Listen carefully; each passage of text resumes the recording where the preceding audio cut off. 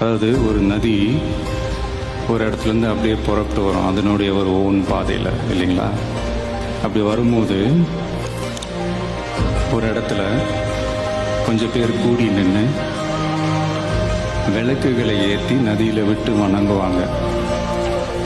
நதி போய்கிட்டே இருக்கும். இன்னொரு இடத்துல சில பேர் பூக்களை தூவி நதியை வரவேற்பாங்க. நதி போய்கிட்டே இருக்கும். வேற ஒரு இடத்துல சில பேர்,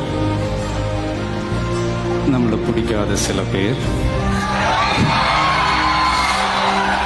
நதியில கல்லெறிஞ்சு விளையாடுவாங்க. நதி பாட்டுக்கு போயிட்டே இருக்கும். அந்த நதி மாதிரி தாங்க நம்ம வாழ்க்கையிலையும் நம்மளை வணங்குறவங்களும் இருப்பாங்க, நம்மளை வரவேற்கிறவங்களும் இருப்பாங்க, நம்மளை எதிர்க்கிறவங்களும் இருப்பாங்க.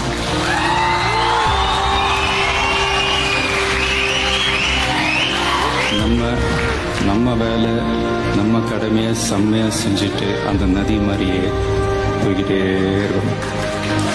அவ்வளோதாங்க, அவ்வளோதான் மேட்ரு. ரைட்டுங்களா? Kill them with your success, bury them with your smile.